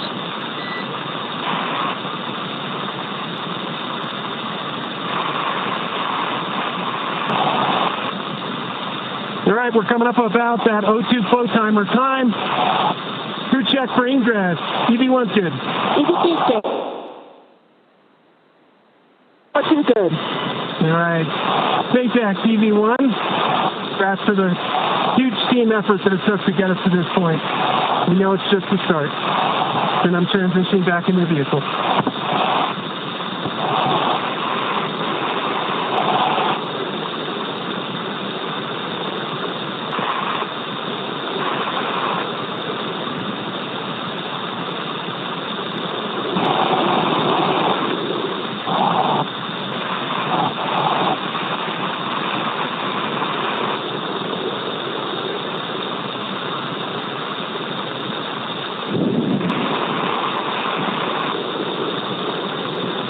And SpaceX EV1, we're taking a quick look here at the hatch seals. From what I can see so far, they look pretty good.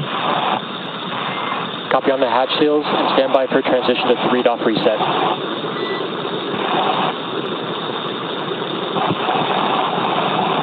Copy that, SpaceX. Good.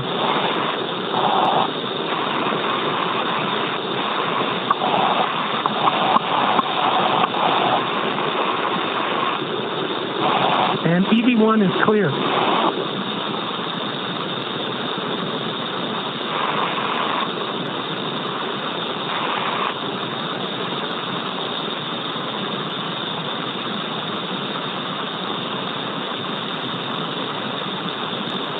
All right, so Jared back inside. We heard him going through what's called the test matrix. It's basically just a bunch of maneuvers using different hands, using the foot mobility. 3-off reset is in progress. Calling out numbers. Right now, though, we're doing, you just heard Arthur call up 3-off reset, so we didn't use any of the forward thrusters while Jared was out there. We're re-enabling them, putting us back in our perfect attitude before Sarah gets ready to go out the door. Fun thing to note, it's still not a perfect vacuum inside a Dragon. It's an open loop system, so oxygen is kind of getting dumped into the cabin as this is going on. So you got a higher pressure in Dragon than you have outside. So we're not worried about thruster pluming. Yeah. Now you mentioned Sarah, just like Jared, she will have 10 to 15 minutes outside, perform those same sets of mobility tests as Jared. Like we heard the Corps do with EV1, they will call out when there's 1 minute remaining. SpaceX, attitude reset complete. EV2, go for egress. There's Sarah's clear to proceed. Copy. Crew check for EV2 egress. EV1's good. EV2's good. We're good. What 2 good? EV2 is going to go stand in the door and then step outside. Now this test matrix that Jared just performed and the one that Sarah's about to perform, they have both committed to memory in order to execute these. We saw it being done pretty efficiently. I can't believe how quickly that time went by. Mike, we were talking about how your spacewalks were hours and these guys only have 10 to 15 minutes and it just like that. Yeah, it can go pretty quick, and but fortunately, Feels looks good. I see a little bit of a bulge between 14 and 13.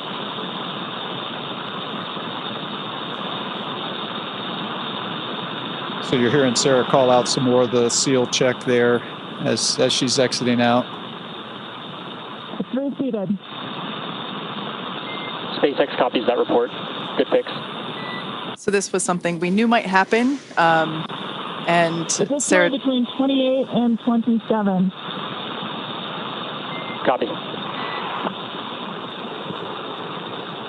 the crew trained on exactly what to do in this scenario. Just pop it back in. And Reseat one it. final between 19 and 18.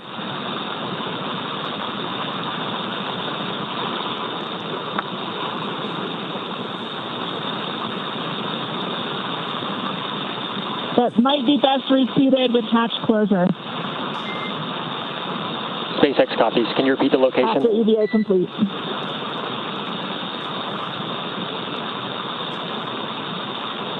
Between 19 and 18. All right, copy. I'll track that and ask again when you're ingress.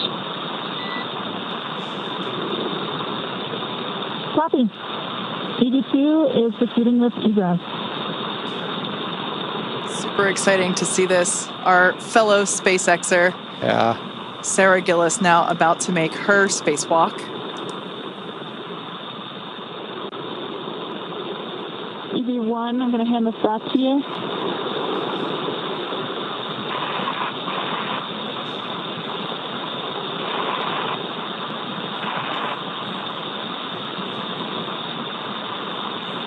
Like we mentioned, Sarah will be performing the same set of mobility tests.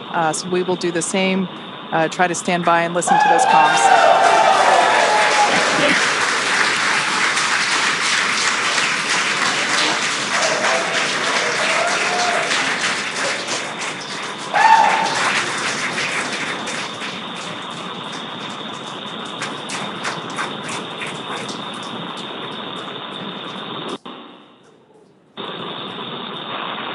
I mean, I said it before, a lot of us work here because we want to do this. All right, stepping into test matrix 1 for single-handed mobility.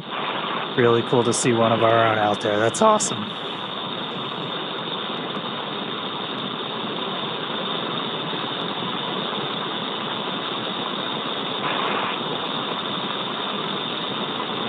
And EV2 for awareness, we're watching from the nose cone.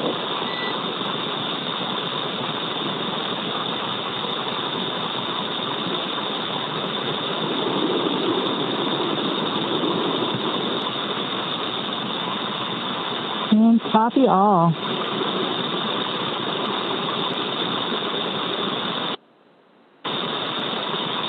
I would say in all three translation axes, I'm having certainly cross-coupled movements. Forward, back, I am inducing a bit of a roll.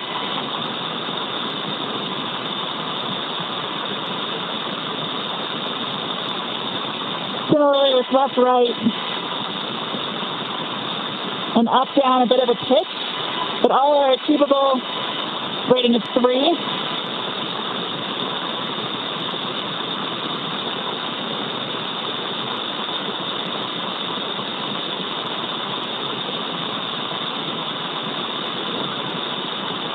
Yaw is a 3.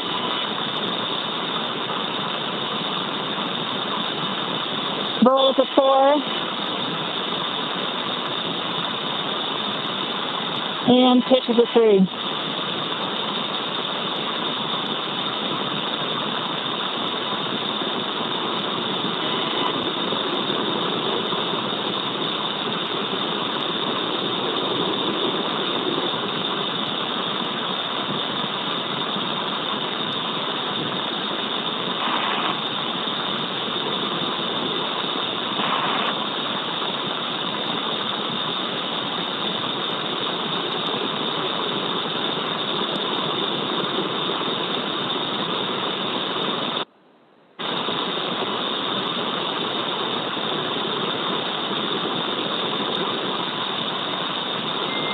Source for left hand.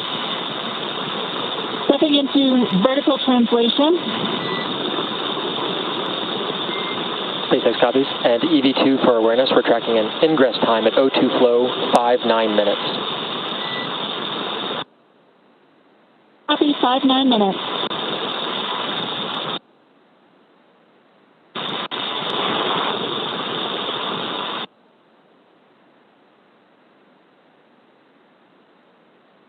Horizontal bars are definitely preferred.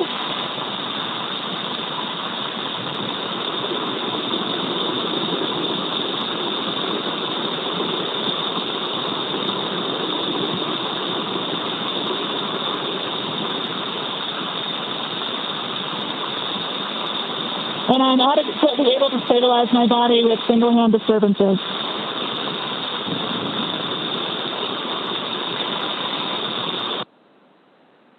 abreast left and right. Stepping into max reach, do you have visual? Affirm, we have visual on the nose cone. Copy from bar 4 to bar 2, from top down.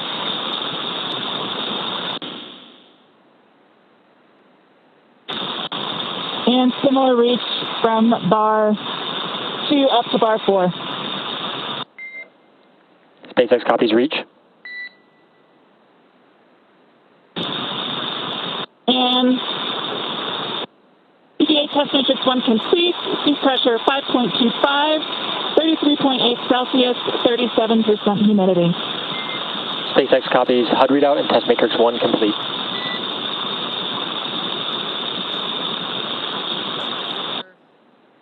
Copy, stepping into test matrix 2.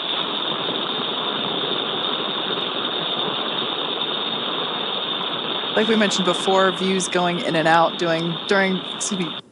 to those ground station coverage gaps. Yeah, comms are Some of the same. Comms are through satellites, but we've got ground stations for video on Dragon. As you can see in the tracker, we just flew over New Zealand. We're about to go right over the middle of the Pacific. No ground stations in the middle of the Pacific. Forward are actually pretty good.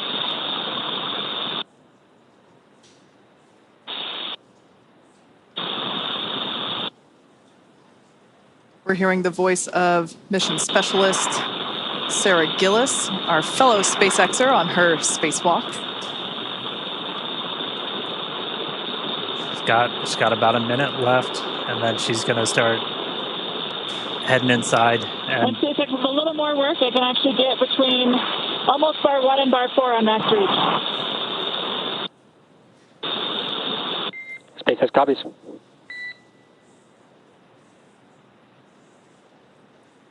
And you could see the Earth dark, and we flew into like an orbital. All right, and test matrix 2, trying to combine them, so we'll call that complete. Seat pressure 5.27, 38% humidity, 33.7 Celsius. SpaceX copies matrix complete and HUD readout.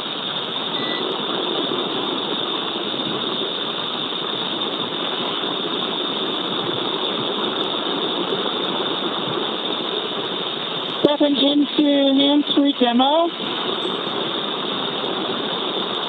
I'm able to engage and disengage my feet.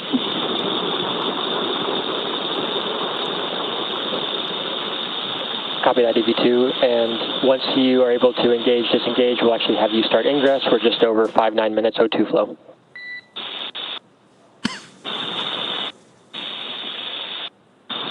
Copy.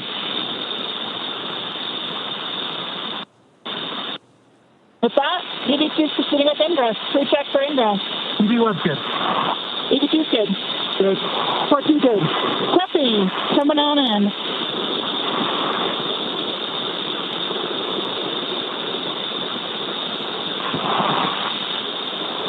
All right, and just like that, Sarah's going to start making her way in. Are clear.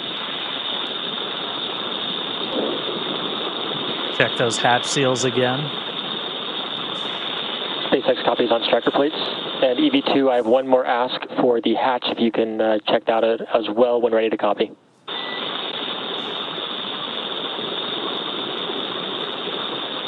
Ready?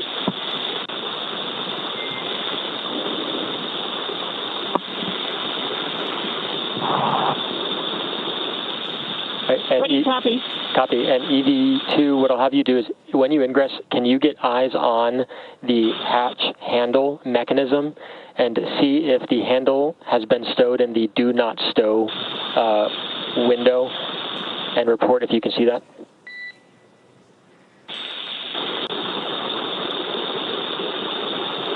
Check it.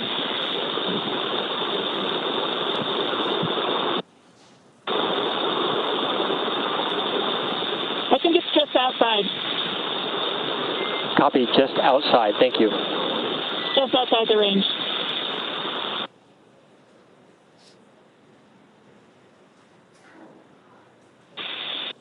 And for awareness, I do see a couple of those same points bulging again between 12 and 13. Copy. Your go to 5. address. No, mostly between 12 and 13 right now. SpaceX copies at 12. If you can, your go to address those. Copy and work.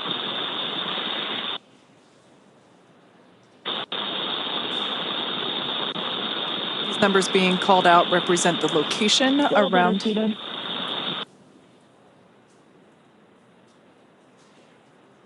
Yeah, the location around the circular hatch, just identifying where these bulges are. So Sarah's now reseating that seal. Not quite able to reach the back one, so we'll proceed with clearing for hatch closure. Just like that, we're already hearing about hatch closure. It's incredible that these two EVAs, just in 2 blinks of the eyes, are... EV2 is clear of hatch, please. 2 checks.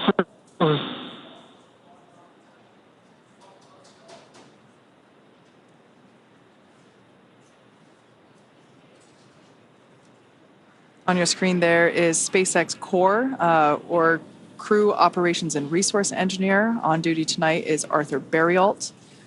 This is the voice to the crew throughout their operations. Of course, you know, everyone has to sleep, so we have different shifts for Core. But Mike, your time in Dragon. Driving close. You're good? Copy. Deploying handle.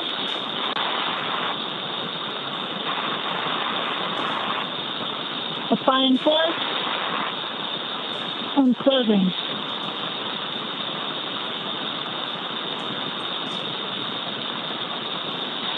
Once we get ground station coverage, again, we will be sure to bring you views within the Dragon capsule. But right now, Sarah is closing the forward hatch.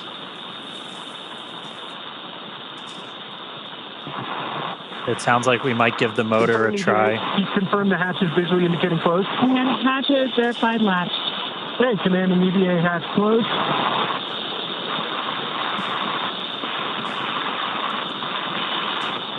EVA hatch closed. All Dracos enabled.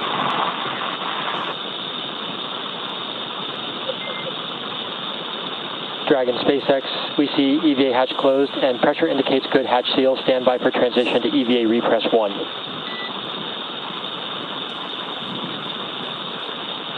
And EV1 copies.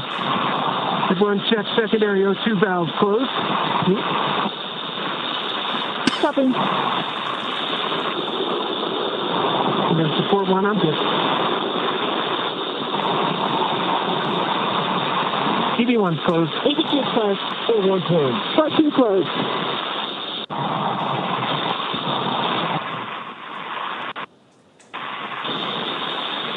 So a couple of real big moments right there. Sarah was able to make sure. SpaceX, we We're in copy. EVA repress 1. We copy secondary flow is closed and agree. EVA repress 1.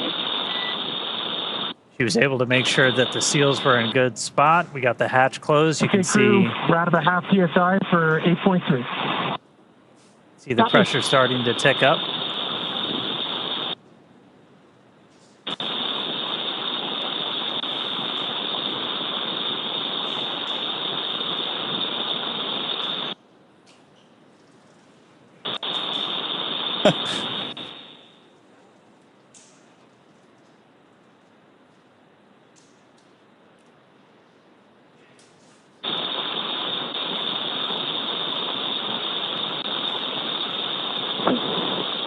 Just a final confirmation. Everyone confirmed secondary O2 valves are closed.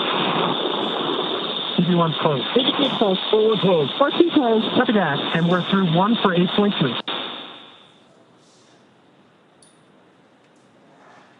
All right, so each of the crew just closed those secondary O2 valves on their umbilicals. Again, that was primarily for cooling. During the spacewalk itself, the suit's still pressurized by that primary. And now we're going to start to see the pressure tick up inside of Dragon. Right after they get the hatch closed, they're able to do kind of an initial pressure check. Because again, oxygen, it's an open loop system with these suits still flowing into the cabin. You're able to see positive pressure response showing that the cabin, the hatch was closed and was sealed. We'll still do a leak check on our way kind of back up to our nominal cabin pressure. So we're going to continue ticking up until we're about 8.3 psi, and then we're going to transition into the second phase of our repress. Really, the difference between repress 1 and repress 2 is how frequently we're injecting atmosphere, as kind of the repress is also pretty unique with Dragon. We're repressurizing with just nitrogen right now, which is a little bit unique. Obviously, you have nitrogen and oxygen in your atmosphere. With this, we have O2 flowing into the cabin through the suits, so we only need to add nitrogen. So we're able to just basically add a bunch of that to really start getting your pressure up. O2 continues to flow into the cabin through the suits, and we're going to continue pressurizing until we're pretty much right back at our 14. Fan 1 coming on, medium speed. Right at about our 14 or so PSI. And we're also looking at what the partial pressure of oxygen is, because we want to make sure the crew takes helmets off and everything, that plenty of oxygen in the cabin. And then we're going to change that injection rate to just help with the mixing. Is microgravity, everything's harder, everything's on hard mode, and you don't just have natural convection. So, like, I mean, space station, I think I've heard it a bunch of times, Mike, like you just constant noise of fans. That's right. Almost. Yeah, there's you've got to continually recycle that air, and one, to help get rid of the CO2, right? Because as they're taking in that oxygen, they're breathing out the CO2, and we need to get that out of the system, which is another important reason to have that air constantly circulating. Yeah. Man, that felt really quick. It did. That was really cool to see them outside for the first time. And what they were actually doing out there is a bunch of pretty simple tests as it looked, but like this is just learning how the heck do you move, because like just moving around in microgravity is tough, right? It is tough. Dragon SpaceX, we're about 2.5 minutes from Tedra's handover. PD1 copy. Out of 3. Yeah, that movement is tough, and there is a big difference just of moving around when you're in your short sleeves like we're inside the capsule, and when you put on that spacesuit, it's much more challenging to move around with that on. Yeah, and what they were really doing was just kind of like you put your hand on Skywalker, and then you're changing your pitch, you're doing translation up and down and everything.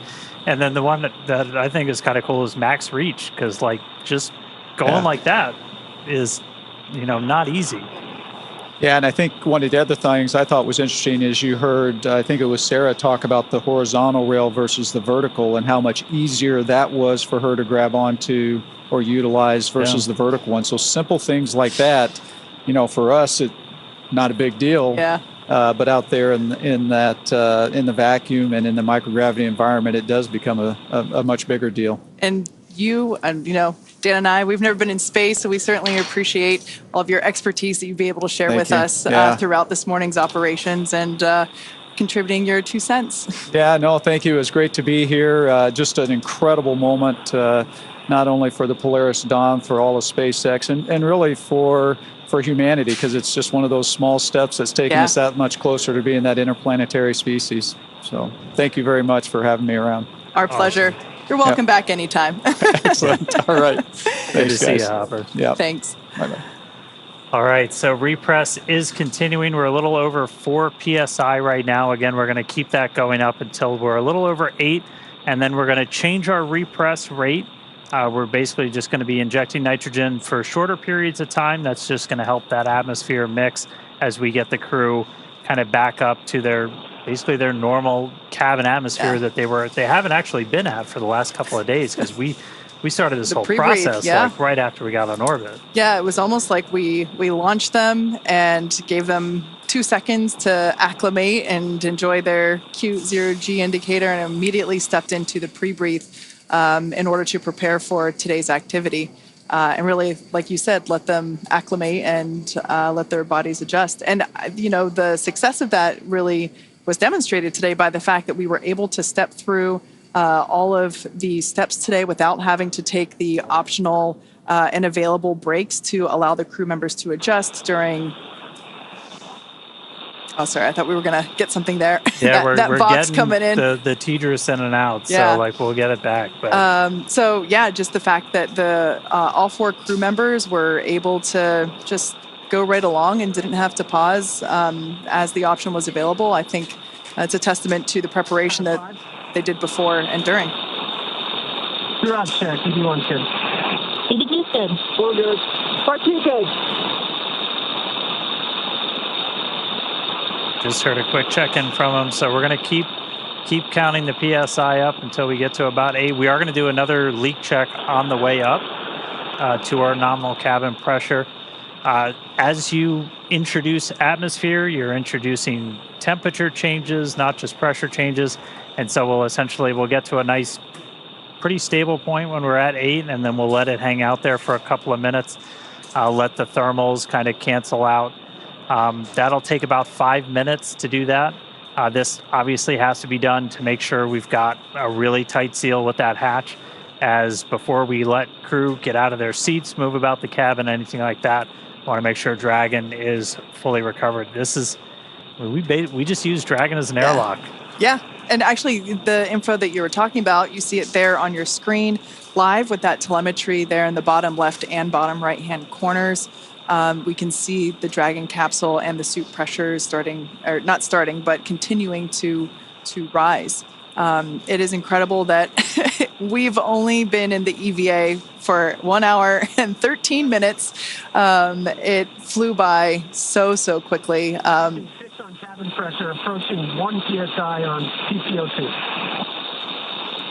I'm sure for Jared and Sarah, it flew by even quicker. Yeah. We just heard Jared call down. We're coming up on 1 PSI for PPO2. So what we're really tracking before we give the crew the go to get out of their suits is both the actual, like just the straight up, what the absolute pressure is inside, but also what the partial pressure of oxygen is. We want to make sure you don't have a hypoxic environment inside. Basically, you want to get them. They're going to be pretty much right back at the atmosphere that we're walking around in right now before they get their suits off. Our EVA clock's going to continue to count until we hear the call for EVA operations complete from our core Arthur Barrialt. That's going to come once we are done with the repress operation. We'll see a couple of other things happen with the suits. They'll do kind of a final washout of the Puro 2 environment in the suit using nitrox before they get out.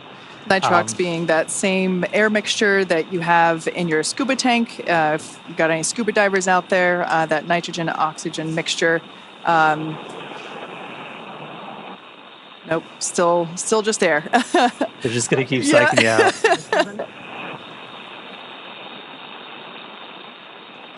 We should hopefully be getting video back from ground stations. SpaceX, passing 7. Stand by for transition to repress 2 at 8.3. Okay, copy that, SpaceX. We're following along. Repress 2 at 8.3.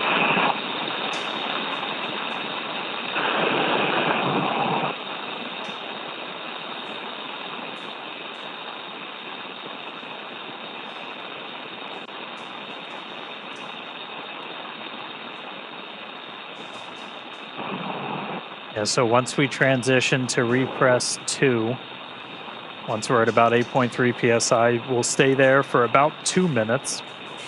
And then once the cabin gets up to 9, we're going to pause the repress and we're going to do a cabin leak check. This is another kind of critical check. We did the initial one after they closed the hatch, where you're able to do just kind of a, let's look at the pressure. Is it increasing at the rate we expect inside Dragon? Yes, it is. And so we were able to confirm that seals and everything looked good. We're going to do another leak check now that we've got more pressure inside Dragon, just to really make sure that we've got a good seal on that hatch before we finish the operation. Coming up on 8.3.